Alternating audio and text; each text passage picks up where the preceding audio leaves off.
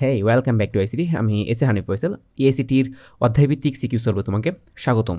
তো আমরা আজকে আলোচনা করতে যাচ্ছি ময়মনস বিভাগের মুসলিম গার্লস স্কুল অ্যান্ড কলেজের টেস্ট পরীক্ষায় HTML অধ্যায় হতে যে সিকিউ প্রশ্নটা আসছিল সেই প্রশ্নের সলিউশন নিয়ে। তো আমরা আগেও কিন্তু অ্যানাউন্স করেছি আমাদের হাতে যে সকল কলেজের কোয়েশ্চেন আমাদের হাতে আসবে সেই সকল কোয়েশ্চেনগুলোর সিকিউ সলভ অর্থাৎ যে প্রশ্নগুলো তোমাদের অ্যাকচুয়ালি একটু দেখা দরকার প্র্যাকটিক্যালি এবং জানলে বেটার হবে সেই প্রশ্নগুলো নিয়ে আমরা আলোচনা করতে যাচ্ছি। ওকে, তো তোমরা চাইলে তোমাদের যে কলেজের প্রশ্ন আমাদের হাতে পৌঁছাতে পারো এবং আমরা চেষ্টা করবো এগুলোর অ্যাকুরেট সলিউশন দেওয়ার জন্য। অথবা তোমার কোনো সিকিউতে কোথাও কোনো একটা অংশে সমস্যা হলে অবশ্যই আমাদের গ্রুপে জানাতে পারো। ওকে, তো দেখো মুসলিম গার্লসের প্রশ্নটা কী ছিল।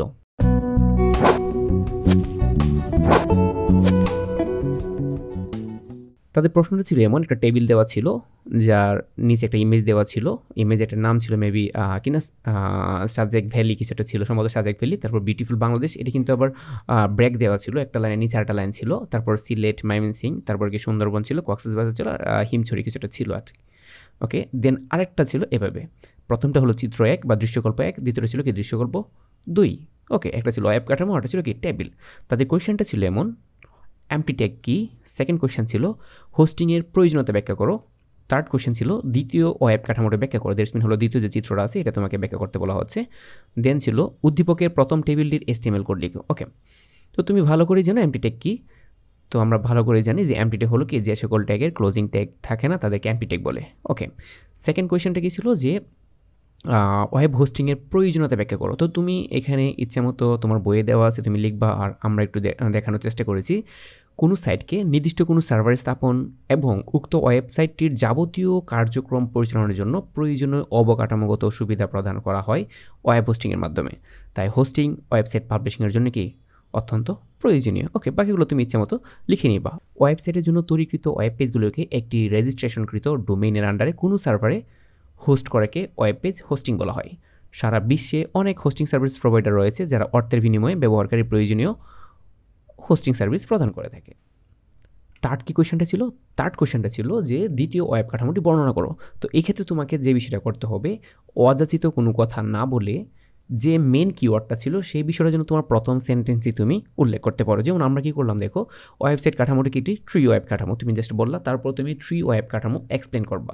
কীভাবে এক্সপ্লেন করবো তোমার বইয়ে উল্লেখ করা আছে, তুমি ওইটা দেখে এক্সপ্লেন করতে পারো। আদারওয়াইজ তুমি চাইলে আমাদের ভিডিওটা পজ করে এই যে লেখাগুলো দেওয়া আছে সেই লেখাগুলো তুমি লিখতে পারো। আর আমি এখানে এক্সপ্লেন করলাম না কী কী তোমার লেখা আছে বা কী কী তোমার লিখতে হবে। আমি আশা করি তোমরা ট্রি ওয়েব কাঠামো ভালো করেই জানো, না জানলে আমাদের ইউটিউব চ্যানেল থেকে দেখে নাও যে HTML ওয়েব কাঠামো বিষয়টার ডিটেলস ব্যাখ্যা দেওয়া আছে চিত্র সহকারে। ওকে, ফোর্থ কোয়েশ্চেনটা কী ছিল? ফোর্থ কোয়েশ্চেনটা ছিল এমন, এই টেবিলের HTML কোড। এই টেবিলের HTML কোড কিন্তু আমি অলরেডি এখানে লিখে রেখে দিয়েছি, এইটাই তার HTML কোড। তো আমরা যদি চেষ্টা করি এটা প্র্যাকটিক্যালি দেখার জন্য তাহলে তুমি বিষয়টা একটু ভালো করে বুঝতে পারবা। ওকে, তো পরীক্ষায় HTML করার জন্য তোমাকে যা যা লিখতে হবে সব আমি এখানে লিখে রেখেছি। আমি প্র্যাকটিক্যালি ফিরে যাচ্ছি আসলে তোমাকে কীভাবে চেঞ্জ করলে কী হয়। ওকে, তুমি দেখো এখানে উক্ত টেবিলে কয়টি সারি কয়টি কলাম আছে। উক্ত টেবিলে দেখো একটা সারি, দুইটা সারি, তিনটা সারি আছে কয়টা? 3টা, এবং তোমাকে 3বার টিআর লিখতে হবে। ওকে, এবং বিউটিফুল বাংলাদেশ, এই বিউটিফুল বাংলাদেশটা কি আছে দেখো, একটা লাইনের নিচে একটা লাইন আছে, কিন্তু প্রশ্ন এটা দেওয়া ছিল একটা লাইনের নিচে। তার মানে কি ব্রেক ছাড়া কিন্তু কখনো HTML কি নিচে যায় না, অথবা যায় প্রিফরম্যাটিং ট্যাগ ব্যবহার করলে। ওকে, তারপর দেখো এখানে লাস্টে যে দেওয়া আছে এখানে কক্সবাজার এবং হিমছড়ি, এখানে কিন্তু তোমার কি লিস্ট দেওয়া আছে। ওকে, নিচে আবার কি ইমেজ দেওয়া আছে, যে ইমেজটার নাম প্রশ্নে দেওয়া ছিল তার নাম ছিল সাজেক ভ্যালি, আর কিছু না, সাজেক ভ্যালি .jpg। প্রশ্নে যা দেওয়া ছিল তুমি তাই লিখবা, আর কোনো কাজ নাই। ওকে, এর প্রশ্নে দেওয়া ছিল কিন্তু সাজেক ভ্যালি, আমি ভুলবশত প্রশ্নে এটা লিখতে মনে নাই। ওকে, দেখো এখানে যে প্রশ্ন আছে এটা যদি HTML কোড করতে চাই তাহলে কী করতে হবে? প্রথমত আমরা জানি টেবিলের ক্ষেত্রে প্রথম কাজ হলো কয়টা সারি কয়টা কলাম আছে তা প্রথমেই ডিটেক্ট করতে হবে। এখানে সারি আছে কয়টা? 3টা, কলাম আছে 1টা, 2টা, 3টা, 4টা কলাম আছে, রাইট? ওকে, প্রথম সারিতে কী আছে? প্রথম সারিতে বিউটিফুল বাংলাদেশ আছে, সিলেট আছে, তারপর সুন্দরবন আছে এবং কক্সবাজার আছে। মানে প্রথম সারিটিতে আসলে কি সব কিছুই, আর কিছু না। দেখো তাহলে প্রথমে আমরা কি লিখলাম? দেখো প্রথমে আমরা লিখলাম HTML, এই যে HTML লেখা হলো, তারপর কি বডি, টেবিল নিলাম। টেবিলে কি বর্ডার আমাকে কী দিতে হবে? বর্ডার কিন্তু আমাকে 1 লিখতে হবে, আমি লিখলাম টেবিল বর্ডার 1। দেন দেখো প্রথম সারির কাজ শুরু হচ্ছে।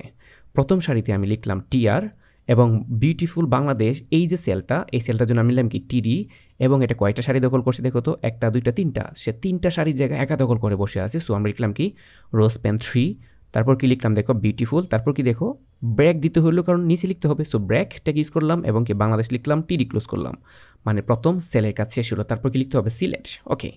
তারপর দেখো টিডি আমি লিখলাম কি সিলেট, টিডি ক্লোজ। দেন লিখতে হবে কি সুন্দরবন, কিন্তু সুন্দরবন সেলটা দেখো এই সেলটা কি করছে দুইটা সারির জায়গা একা দখল করে আছে, সো আমার দুইটা সারির জায়গা যেহেতু সে একা দখল করে আছে, সো আমাকে লিখতে হবে কি দেখো টিডি রোজপেন 2 এবং কি সুন্দরবন এবং টিডি ক্লোজড, ঠিক আছে। এই দেখো আমি এটা লিখলাম টিডি রোজপেন 2 সুন্দরবন, ওকে। আমরা কি করলাম, আমরা টিডি নিলাম এবং এখানে লিখলাম কি রোজপেন 2, হেই সেল তুমি দুইটা সারি জায়গা দখল করবা, ওকে। তারপর এখানে কি অর্ডার লিস্ট, অর্ডার লিস্টের টাইপ কি 1 2 3, সো আমি লিখলাম অর্ডার লিস্ট এবং টাইপ কি লিখলাম 1, আমরা জানি লিস্ট কীভাবে লিখতে হয়, ওকে। তুমি যদি বিষয়টা না বুঝো তাহলে আমাদের এই চ্যানেলের এই লিস্ট ট্যাগগুলো ভালো করে দেখে নিতে পারো, ওকে। তো অর্ডার লিস্ট লিখলাম, তারপর দেখো LI Cox's Bazar LI closed, LI Himchari LI closed, তারপর কি অর্ডার লিস্ট ক্লোজ। দেখো এই যে লাস্ট সেলে যা ছিল, মানে এই সেলে যা ছিল আমরা কিন্তু এখানে তা লিখে রেখেছি, ওকে। তার মানে প্রথম সারির কাজ শেষ, তার মানে কি আমার টিআর ক্লোজ, দেখো আমার টিআরও ক্লোজ। আমি যখন এই টিআর সিলেক্ট করতেছি তখন তুমি তো ভালো করে দেখো এই যে টিআর কি ক্লোজড, মানে এইখানে সম্পূর্ণ কি ছিল আমার প্রথম সারির কাজ। দেন দেখো দ্বিতীয় সারি থেকে আছে, দ্বিতীয় সারিতে অ্যাকচুয়ালি কি মাইমিসিং শুধু একা আছে, তাহলে দেখো দ্বিতীয় সারিতে টিআর নিলাম এবং আমরা টিডি নিয়ে টিডি ক্লোজ করে কি টিআর ক্লোজ করে দিলাম। এইটা ছিল আমাদের দ্বিতীয় সারির কাজ। দেখো টিআর ওই সারিতে শুধুমাত্র একটা ডেটাই আছে, মাইমেন্সিং, দ্যাটস আর কিছু না। ফাইনাল যে সারিটা আছে দেখো টিআর নিলাম, এই সারি থেকে আছে শুধুমাত্র ইমেজ আছে। প্রশ্ন অনুযায়ী দেখো ইমেজটা কয়টা কলাম দখল করছে, একটা দুইটা তিনটা, সো আমাদের লিখতে হচ্ছে কি কল স্প্যান 3 এবং ইমেজে যা ছিল আমরা কি তাই লেখার চেষ্টা করলাম কি ইমেজ সোর্স, আমরা জানি কীভাবে ইমেজ লিখতে হয়, টিডির ভেতরে আমরা কি লিখলাম দেখো টিডি কল স্প্যান 3 এবং ইমেজে যে ট্যাগগুলো আছে আমরা তাই লিখে দিলাম ইমেজ সোর্স এটা। তো এইখানে দেখো তারপর কি ইমেজ ক্লোজ করবা, টিআর ক্লোজ করবা, তারপর দেখো table close, body close, HTML close. কিন্তু দেখো এখানে আমি একটা এক্সট্রা কাজ করেছি, দেখো আমি ইমেজে কি হাইট উইথ এটা আমি এক্সট্রা দিয়েছি যা আমার প্রশ্নে উল্লেখ করা ছিল না। এটা কেন দিয়েছি, এটা যদি আমি না দিই তাহলে তুমি যে ফিগারটা দেখতে পারতেছো এখানে এত সুন্দর করে ইমেজটা এভাবে বড় হওয়া, মানে একটা সুন্দর মতো পজিশনে আছে, এটা কিন্তু তোমার হইতো না। ধরো আমি এটাকে ডিলিট করে দিলাম, আমি যদি এটাকে সেভ করে এখন যদি আমি রিফ্রেশ দিয়ে দেখো ইমেজটা বিশাল বড়, মানে তোমাদের দেখার সুবিধার্থে আমি কি করলাম এখানে জাস্ট হাইট উইথটা দিয়ে দিলাম। কিন্তু তোমাকে পরীক্ষা হলে হাইট উইথ ইউজ করতে হবে না, কারণ হলো স্যাররা তোমাকে এই বিষয়ে কোনো কথা বলে নাই।